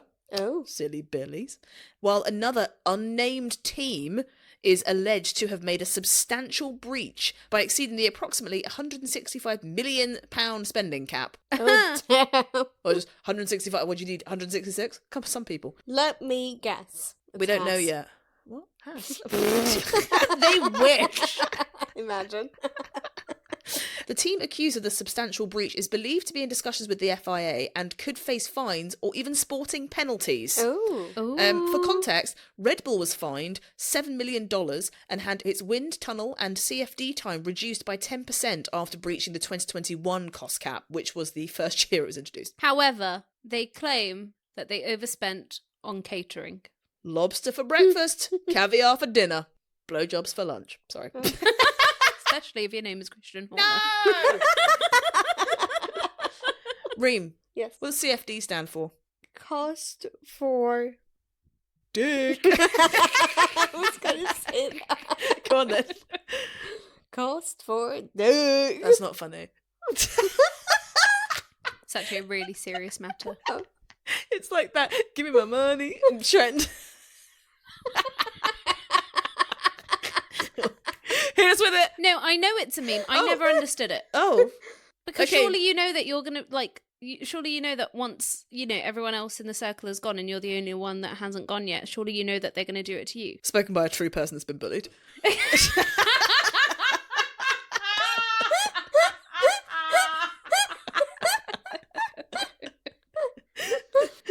Now I was like, that's in the Bullying 101 book. Come on. I preempt the attacks on me now. Do you actually know what CFD stands for? No. Computational Fluid Dynamics, which is a computer simulation tool used to analyse how air flows around a car. And it's a crucial part of aerodynamic development, which helps teams virtually test designs to improve performance by maximising downforce and minimising drag. Mhm. I personally think we should maximise drag. Yes, queen. Yes, queen. Squirrel friends. The team principals commented on this, but rather cautiously. And it's funny, the person that commented cautiously is Sauber's Jonathan Wheatley. But he was working for Red Bull when they got the fines. He's like, well, I'm not saying shit. He said, nobody's doing it intentionally. Sometimes we all just want lobster for breakfast. No, he didn't say that. He said, sometimes unexpected costs can spiral out of control. And Fred Vasseur emphasised the need to distinguish between procedural errors which don't provide sporting advantages and actual overspending. So his point is there might be something that's more administration error, and there's other things where teams have overspent. They've claimed that it's for one thing they've overspent on, but actually that has gone towards their sporting advantage on track, because that's not fair. So we're yet to know who the teams are or team is that has overspent. But imagine if it was McLaren, they overspent in 2024 and they have a sporting penalty, that could hand the 2024 Constructors' Championship over to Maranello. That would be Damn. crazy. Would it not? Yeah. Come on, bitch. That would be amazing. Also, if they've spent that much in 2024 and then when they do the investigation for 2025, if they find that they spent the same amount and they also went over, imagine if it's 2 years in a row they have to hand it over. Yeah, but the amount of sporting penalties they'd need for it to be handed over this year is crazy. They've got so many more points constructors-wise. Oh yeah, fair. I forgot about the gap. That's insane. Isn't oh my it? god, for the drama, I want it to be them. Isn't it bad? I kind of want it to. Mm. It's not a cello fence. It's Tapegate. Oh, yes. Oh! Bringing so many sound effects today. Red Bull was fined €50,000 after the US Grand Prix for a pre-race safety breach. Half of the fine is suspended, as long as there's no similar breaches for the rest of the season. But a Red Bull team member re-entered the grid area near Lando Norris's second grid position after the cars had left for the formation lap, and the person reportedly didn't react to marshals trying to prevent them from entering the area. But here's what happened. The Red Bull staff member was attempting to remove tape that McLaren had placed there on the grid wall. They'd put the tape there to help Norris find the optimal position for his grid slot. In the grid spot, they have a little yellow line. If you haven't seen that, look out for it next time you watch a race. And they have to line their front wheel up to the line. They can't be beyond it. Otherwise, they'll get a false start and they will be penalised right off the bat. And a lot of these drivers have limited visibility from the cockpit, which makes it difficult to see their exact grid box position. These cars are fucking huge as well. So the legality of it, placing tape on the pit wall is not covered by the F1 regulations, so it is completely legal for them to do. Removing another team's tape is also not technically a rule breach. Red Bull was only fined for the unsafe act of re-entering the grid area during a dangerous time, because they'd already left for the formation lap. It wasn't done because it was unsportsmanlike. My question to you both, was it unsportsmanlike or was it kind of legendary? Go. I think it's fucking legendary. I think it's iconic. It's sabotage, but in like such a legit way. Yeah. Yeah, totally. It's also like a bit of a fuck you to McLaren because they're so entitled, thinking that they could be a team to put the tape for Lando and no one else is doing that. The Red Bull was like, if you're going to be petty, I'm going to be petty. Can you imagine what Lando's face would have looked like under his visor when he pulled up to his grid box and was like, where the fuck am I meant to stop this car? That would have been hilarious. I wish I was a fly on the wall of his brain. Well, Norris apparently was quite amused on Thursday for press day in Mexico. He hadn't planned to use it in Austin to help him, really. He didn't really use it as a guide. And after recent attempts to remove it at other races, McLaren made it special so they couldn't take it off either. They made sure it was really difficult to remove. And Red Bull's team principal, Lauren Mekies, said that there were some silly games being played for a few races between the teams, and it probably got a little bit out of hand, but moving forward, it'll be more under control. Like a dad. Like, oh, I'm sorry, my boy, you know what, boys be boys, you know what I like.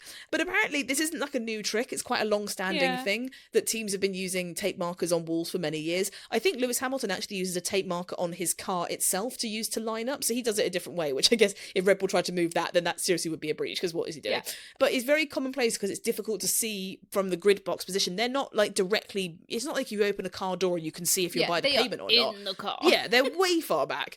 I think it's quite funny. I probably shouldn't think that, but I think it is quite funny because to that person's mind, we don't know. They may have acted alone. So everyone else has been like, that's a funny idea, Carl. Come on, let's go back to the garage. Everyone's walking back and they're like, what the fuck is Carl doing? And he's like, he's like trying his hardest to remove this tape, only to get fined. But the team gets fined, so everyone's pissed off. No more lobster for us. Thanks a lot, Carl. But also, like, they didn't gain from it whatsoever. Yeah. Nothing was there to gain for it because Lando, he would have been so pissed off at the telly, like, why is he not looking to the right? Why is he looking at the grid box? So that is the fun type of gamesmanship. Kind of living for Red Bull in this sort of resurgence of excitement because suddenly they're like, oh, we're back on top, let's fuck them up. And I kind of love that. But I also love that it was like done after McLaren have already won constructors.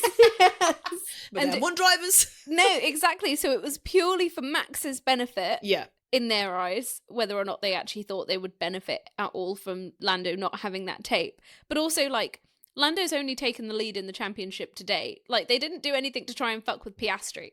It was just it was just Lando. Did they also put tape for Piastri? I don't know. Maybe they didn't. Maybe Piastri doesn't need it. Or maybe they just don't help Piastri. Whoa. What have we stumbled on? Maybe McLaren are trying to sabotage Piastri and that Red Bull team member was like, whoa, they only put it up for Norris? Fuck this. I'm going to help Piastri out. Maybe it was never actually a Red Bull team member at all. It was someone in Piastri's fan club. It was Oscar Piastri's dad. Yes. And now they're trying to frame that Red Bull member when it was Oscar Piastri's dad. Yes. Because they're always trying to pin things on other people, but it was Oscar Piastri's dad. Netflix. Wow. Whoa. We found your next documentary. Yeah. No, and you know what it should be called? None of this is true. Because what we just said was bullshit. And you three are retarded. Right. That's the race. That's all the tea, all the drama, all the tape. Shall we head to Reams recap? Yes. Let's do it. Lando Norris is leading the World Drivers' Championship. Lando Norris wins the wins the Mexico Grand Prix and is officially leading the Drivers' Championship by 1 point exactly because Piastri is not doing great. Piastri's nightmare weekend. Piastri continues to have a shit time in the races and his chances at winning the Drivers' Championship are slowly slipping away and he needs to get out of his head fast. Carlos Sainz penalised several times. Carlos Sainz has issues with his car, as he expressed on the radio, so him being penalised is not at all his fault. You'd like to see his penal code several times. No comment. All right. Bearman's brilliant drive to P4 for Haas. Rookie Oliver Bearman rises to the top and finishes in P4 for Haas, which is his best finish of the season and best finish for the team. Karen and Kimi clash. George Russell shows his Karen ways on the race in the Mexico Grand Prix and once again brings an iconic moment for the 2025 season. Ferrari take P2 in the Constructors' Championship by 1 point, leading on Mercedes. Holy shit. Ferrari has a great run at the Mexico Grand Prix with Charles Leclerc finishing in P2, although Lewis Hamilton was a bit fucked over by the team. So the team needs to prioritize constructors because Leclerc is out of the Drivers' Championship. Gabriel Bortoletto grabbed the final point for 10th and Sauber. Oh, Gabby the Great ends up getting 1 point for Kick Sauber, which is amazing considering Nico Hülkenberg DNF'd this race. So good for the rookie Bortoleto, and good for all the rookies on the track. Ollie Bearman goes from 18th to 14th in the Drivers' Championship. Oh wow. All of sorry, but this is all the information. Usually, Reams recap is like, I'm pretty sure we already It's going straight in my basket. Good for Oliver Bearman. What a great rookie. Hamilton's penalty pain. Hamilton gets hit with an unfair 10-second penalty, even though it was Max's fault that he went off track. And the Ferrari team once again did nothing. Cost cap controversy. Ooh, one unidentified team is being reported for breaching the cost cap, and supposedly it might be McLaren, which means maybe they might have to hand the 2024 title back to Ferrari. Taco Bell. Is tried to make an amazing scenario analogy to help me understand technical terms, but instead the entire process was a bit too complicated to follow, so I understood nothing. Ba-da-ba-ba-ba. Ooh, Red Bull becomes an official sponsor of McDonald's. Other way around. McDonald's becomes an official... McDonald's becomes an official sponsor for Red Bull for the Sao Paulo Grand Prix, which is the first time that Red Bull has partnered with a fast food chain. We were 1,493 Danny DeVitos up in the air. We're also 448 giraffes in an increasingly uncomfortable arrangement high up at the Mexico Grand Prix, and a bunch of other analogies, which makes it a very interesting amount of facts. Thank you very much. And finally, Tapegate. Ooh, Red Bull plays petty games against McLaren of trying to remove tape that was trying to help Norris make sure that he doesn't start the race out of position, which honestly I think just badly reflects on McLaren, because why do you have to baby Norris? Ooh. And that was Reams Recap. Reams Recap. That was a fun one. That was. Yeah. Let's go on to the Grand Prix podium. Ooh. Okay, let's start with the prick of the Mexican Grand Prix. Whose performance was poopy? Whose performance basically means they just shouldn't have turned up today. Whoa. 3, 2, 1. George Russell. Is pit lane limiter. No. Did you say George Russell? Yeah. Oh, shit. Whoa. Yeah. Okay, you're going to need to explain that one. Yeah. Okay. He was iconic this race. So you said George said Carlos Sainz, and I said Carlos Sainz is pit lane limiter. Brilliant. I was thinking Carlos Sainz, but at the same time... You couldn't do it to your mans. No, it's not just that. It you was thought also... about his beautiful brown hair and his wide shoulders. It was and his also- rather owl-like eyes. Well, yeah, besides that, it was also the fact that it was more issues with his car rather than his skills. You But also said that you I'll didn't let you- believe him. Yeah, for a little bit. But I'll let you explain Carlos Sainz. For George Russell, I loved how iconic the Karening moments were in terms of that made great TV, and that was very entertaining to watch. But at the same time, he had quite a lot of ego for someone who couldn't then overtake Bearman. True. He made such a big deal out of yelling at the Mercedes strategy team, or yelling at his engineer to swap positions with Kimi Antonelli. Eventually got what he wanted, and then almost got close to Bearman, but never close enough to actually overtake him, never actually had the speed, and then didn't even, say anything to swap positions back with Antonelli until Antonelli said something. So I think it was just a lot of ego with nothing to back it up with this race. Fair enough. Well, for me, it was Carlos Sainz, because he was fast all weekend, and I think that I was quite shocked to see that Williams seemed to have a bit of a hooner left, right and centre. At one point we saw Alex Albon even saying this is the worst strategy he's ever seen. Yeah. Yes. And they were swapping positions left and right. Obviously Carlos Sainz got multiple different penalties for speeding in the pit lane. But on top of that, he then spun in the stadium section, which then prompted the race control to like neutralise the race, which then robbed us of the two title protagonists of Max Verstappen and Oscar Piastri as they were engaged in two different battles, and it all completely stopped. Yeah. Because Sainz lit up the rear end of his Williams on the curb, and it was on the slowest part of the circuit, and as he did, his rear wheel apparently hit the barrier, which then broke his suspension, which we didn't see. Yeah. Again, we did not see that, which is really annoying. Pop off, Carlos Sainz. Go tell the world how the coverage was bad again. Legit. Although, to be fair, there were two very, very dramatic things also going on. That is true. That is very true. Maybe the prick should be the coverage. Because that's multiple weeks in a row that hasn't been Literally. that great.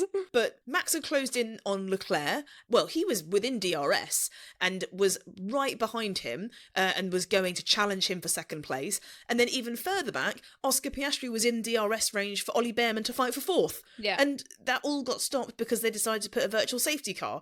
But for all we could see was a little tracker, and all we could see that Sainz had stopped, but we couldn't see why, and we didn't realise that that was why that had been neutralised. So I just think, it was such a difficult race for Carlos Sainz. Yeah. None of it was his fault, and I just thought, he's not the prick, but in terms of what he could have achieved, if all those shitty things hadn't had to happen to him, he had good pace in that Williams that I was Yeah. actually quite surprised seeing. I was like, okay, his name's coming up again. So I think Carlos Sainz for that reason. Yeah, for the sake of the fact that we intro the prick by saying who might as well have not shown up, it's got to be Sainz. Yeah, I think so. 100%. Can I say a random little thing that we also didn't see from the coverage? Yeah. Liam Lawson had a scary unseen footage has emerged. Look at these two fucking marshals that ran across his car trying to clear debris and nearly hit him. Oh. Well, I'd argue he nearly Oh, hit yeah. them. He's in a very fast car. Yeah, two marshals had a very lucky escape because there's footage that has emerged which was not broadcast on the fucking TV world feed. Lawson was forced to have to like move around two marshals running across the track, and then he radioed to Racing Bulls saying that he could have fucking killed them. And look at this. Oh, that's... Bloody What the hell, fuck? they're so close. They were running across the track, coming out of turn 1. No idea fucking when, but he was able to see and alert the danger and then lifted off enough for both marshals to be able to escape out of danger. Fucking hell. Another moment that would have been nice to have been caught on telly. Yeah. Can we make it the fucking footage? The coverage, sorry. Just reiterating, that's crazy that we've missed those That two is moments. crazy, yeah. Fucking hell. Oh, do better, bitch. But are we saying Sainz? Yes. Yeah. Okay. But I'm tutting and wagging my finger at the footage over there, because Yeah. that's not cute. Yeah, and we have been tutting and wagging our fingers for some weeks now. We have. Moving on to Grand, whose performance was pretty damn good. Who should be proud of themselves this Ooh, week? that is a good question. 3, 2, 1. Lando Charles Norris. Oh, we all Oh. said different ones. Right, you said Charles Leclerc, I did. Reem said Lando Lando. Norris, and I said Max Verstappen. Yes. So I'll go first. I'm Go. saying Max Verstappen because he started this race in 5th place, managed to get himself up to 3rd, even though he wasn't actually happy with the setup of the car. And he started on different tyres than everyone else that was Yes. surrounding him. Managed to have a very good start from P5 to the point where he was in that battle in that first corner. Do I think he should have got a penalty? Yes. Yeah. But Fair that's enough. beside the point. That's why I haven't made him Grand Prick. He was really good, especially on that second stint where he was on the soft tyres. Yes. He was racing and chasing at a rate of knots Yeah, that's and true. just catching everyone in his path and doing such good clean overtakes that don't deserve penalties, and was just, overtaking to try and get himself from 5th to a podium position. Yep. And did it to a point where he then even caught up, as you said, to Charles Leclerc in the final laps of the race. And if it weren't for the Carlos Sainz triggered virtual safety car, definitely would have taken P2. Yeah, agreed. I can understand that. That's a very good argument. Reem? Okay, I chose Lando Norris because, one, he's now the leader of the Drivers' Championship, which Who is would have amazing. thought we'd seen that bounce back as well? Yeah. With Max's form, I still think that's incredibly impressive from Yeah, Norris. and I mean, he's been doing amazingly, and he won the race. He had a very big gap between him and Charles Leclerc at the end, a full 30 seconds. and he took advantage of the fact that Piastri wasn't doing that well, and he's now the leader. So I think very, very, very well done to Lando Norris for this race. And also, can I just say, people were booing Lando Norris after this race when he was being interviewed, and then when he stood at the podium. They were also booing him after qualifying on Saturday, and they were booing him at Monza when he won. I have a suspicion about Monza that they were booing because of the fact that he was able to benefit from the team telling Piastri to switch positions with him. But that's not Lando Norris's fault, and I'm no, thinking... but I think that the fans. I think the boos were more towards the situation than they were to Norris. But so even though I completely agree, I think that booing in general in any sport is not cool. No. Yeah. I mean, unless we're talking about Lance Armstrong in cycling. Now, he was an arsehole. Yeah. I boo him every single time. If you don't know who he is, please go and research in your own time. But I don't understand why they were booing for this race, because he did everything correctly and drove beautifully. Yeah, I thought it was extremely disrespectful from the crowd, and I felt genuinely really bad for him, because this should have been such an amazing moment for him to lead the championship and also win the race. He should have been out there smiling and celebrating and getting cheered on. And he was just getting booed, and it was awful to see on screen. And you could see it on his face that he was like a bit shocked and a bit like really impacted by it as he was doing his post-race interviews. This is also a very charming, kind young man that has been very open and very vulnerable about the fact and his struggles with mental health, and having to deal with being in the spotlight and dealing with the pressures and stresses of everyday Formula One life, and to be hit with a load of boos when he's conducted himself with nothing but grace. Especially in this race weekend. I think he's dominated. He's done everything that he's needed to do. Everything that all the critics and commentators and arseholes that do podcasts at home like us have all been saying he should get on and do. He's done. What the fuck are you booing him for? Yeah. Give and him I a think fucking chance, bro. To an extent as well, there's probably a big part of that crowd that is those Drive to Survive fans that are in the stands. And I think people... When you see reality shows and you see reality show contestants, you think of them as these characters, and you're allowed to hate them and love them and say comments about them and say whatever you want on social media. And to an extent, those drivers, because of Drive to Survive, have become almost like reality show contestants. Yeah, it's like pantomime, isn't it? Yeah, and they think they can have these opinions on them. But the thing is, those are athletes, and they're really putting in this hard work and effort every single weekend. Each and every single one of them, whether it's Colapinto, who's dead last at the moment, or it's Lando Norris who's leading the championship, they're all doing incredible work on this track, even being able to compete. So to be out there in the crowd, to have that privilege to see a race live, and then use that to boo a contestant who's just won is just very, very awful. And I think each and every person who booed in those stands or is on social media who's booing Lando Norris currently should be extremely ashamed of themselves. So, call to action. If we have, from our small place in the UK, managed to reach the ears of anyone in Mexico, could you let us know why you booed? There's a Mexican fan in that crowd that's got their headphones on. They're like, I've got quite a remorse, actually. I need to fix myself up. The fuck, Reem just told me, and she's right. This has put everything into perspective. I'm a bully. I need to stop this. And I'll start by explaining myself. Yeah. Please, we really want to know. We can't understand it. Literally. This isn't just British bias either. Yeah, we'll forgive you first, and then you forgive yourself, but we want to know why you've done it in the first place, all right? That's the call to action. I went for little Charles Leclerc. I know that's not his name, but it sort of just flew off the tongue. Well, what can I say? A win this season for Ferrari, a very turbulent and difficult season. I think Charles Leclerc has been a beacon of light at all times. Yes, he's been critical of the car. I also think that he's always very upbeat and a very formidable racer, fantastic in qualifying. And I hark back to what Russell said last time out, which is the two things that are paramount to racing in 2025 is a good qualifying position and then a good turn one, basically. Yeah. If you look at what Max did last week in Cota, Charles Leclerc basically copied. He was able to get a really good qualifying session out of that Ferrari, God knows how. And then on top of that, he was able to get a good turn one. Did it compromise his teammate? Yes, it fucking did. Did it benefit him? Yes, it fucking did. And by lap 11, my man was being told to Lyco. What's Lyco? Lifting cuffs. Atta girl. So they were already having to cool down their tyres and their car at lap 11, which Yeah. they still had 60 laps to go.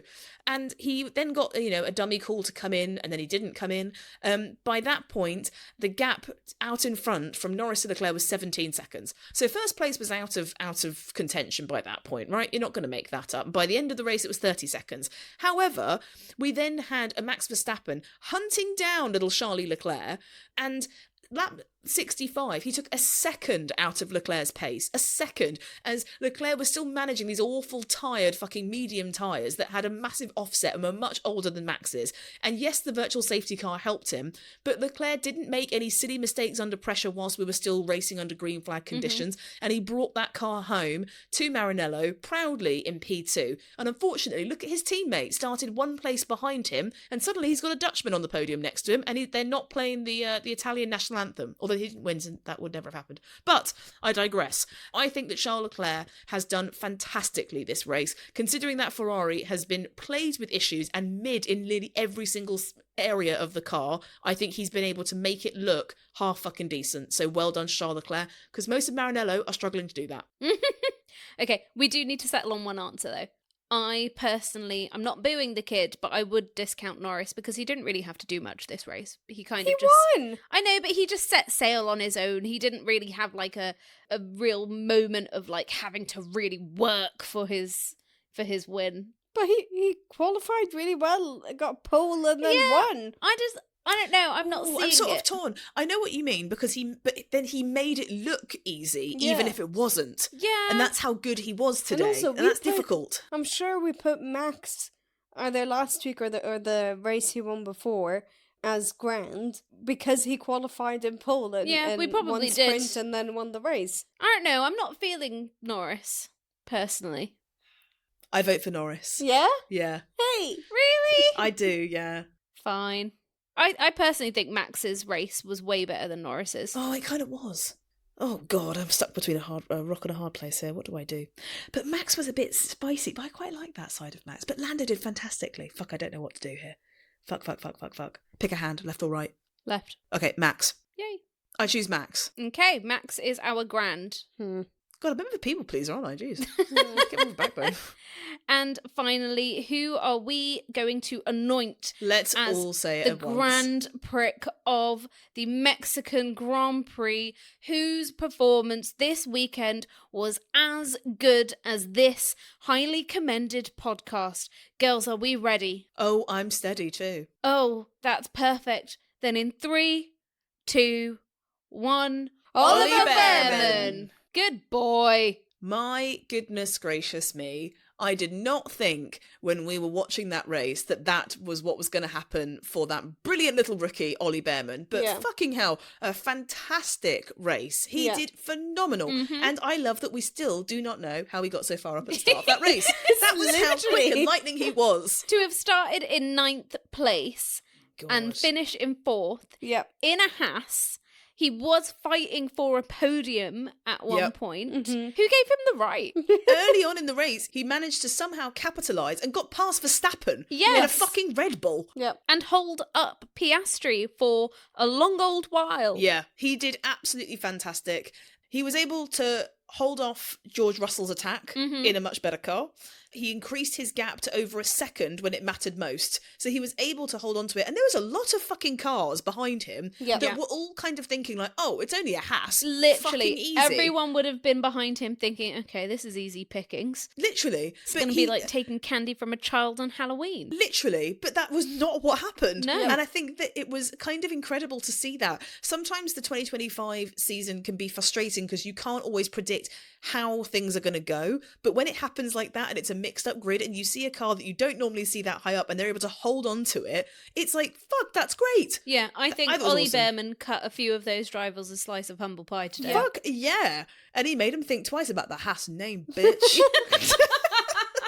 Yeah, he definitely did amazingly. And like I said, like all the rookies this season have just been really, really good. Yeah. But I mean, even his reaction at the end when they were saying to him, "Good job" on the radio, and he was like, excited about it. And I kind of wish we did see him on a podium. Yeah. Even Yeah, though that'd I been did awesome. want my prediction to win. I did want to see him in P3. And it would have been Haas's first ever podium. Really? As well. Yeah, they would have lost their fucking minds if that happened. But let's see. There's still 4 races. Yeah. It might Exactly, you happen. never know. We've had a lot of mixed up podiums this season. We so have. It's not out of question. That's very true. No, I thought it was fantastic. And I mean, we've already seen Ollie Bearman compete in a Ferrari before, and he did a fantastic job stepping in for Carlos Sainz when he had appendicitis. So we know that he can do great things, but today was really his moment. And I hope that he goes out with his team and enjoys the fuck out of it, because it was really well deserved. It was started in P9, which was still, I'm sure he would have been very happy with P9. Yeah. But to be able to come away with P4, it wasn't like everybody ahead of him just crashed. Do you know what I mean? Yeah. It wasn't like a really mixed up grid. It was raining. There was also red flags. There wasn't that much stoppages in the race at all, really, apart from the virtual safety car. So it was all done on merit. So And to do that in his rookie year, when his teammate who has been racing for yonks finished in 9th and he's in 4th, he's got a lot to be proud of. Yeah. literally, yeah. His teammate finished where he started. Exactly. Damn. And that was the Mexican Grand Prix. Ay, ay, ay. Now, unfortunately, listeners, there is no race next week. Oh, Boo. Oh, sorry. Oh. However, there will be a deep dive for you to listen to. Why are you not making a noise, dickhead? Please never make that noise again. And to follow on from the villains of F1, we'll be showing you that not all heroes race cars. Yes. We will be looking at the stars behind some of the most brilliant strategies, the people who have created and changed the face of F1 for the better. We haven't actually done any prep for it, so if these things aren't actually in the episode, just ignore the fact that I said it this week. It will include something to do with a hero, and we will interpret through research what that means. All right? Exactly. Not all heroes race cars. Yeah, because the saying is not all heroes wear capes. So Nav adapted it to not all heroes race cars. Yeah. Oh. And that's what I did. Pretty wordsmithy, I'd say. We got a lovely comment about our podcast. We That did. was genuinely very, very lovely to read. And basically they said that they listened to our podcast on their commute, and we had a talk about it over a coffee, no doubt. But just anyone listening, just thank you for listening to our little podcast, because we do talk into these mics, and then Nav says, oh, and that's it. And she says how long we've been recording for, and we have a cup of tea, and we sort of move on with our day. That was quite a good recording, and then we move on with our lives. So to know that it's people are actually listening to it and you enjoy it means more than you'll ever know. So thank you very much when you send things like that, because it makes our day. And if you want to leave us any comments or show your appreciation for all of our hard work that we do on making this podcast. Highly commended work, I'd add. Yes, Thank you. exactly. You can follow our podcast on all podcast players, and you can like it and share it and rate it and review it. Tell your friends about it, post it on your socials so that we can get a little bit of free promotion off of you. And speaking of socials, we're available on Instagram, TikTok, YouTube, and X. And we post fun things, fun little graphics, fun little episode clips. And polls. And polls, yes. So give us a follow there and like and talk to us on there. Until next week, goodbye. See ya!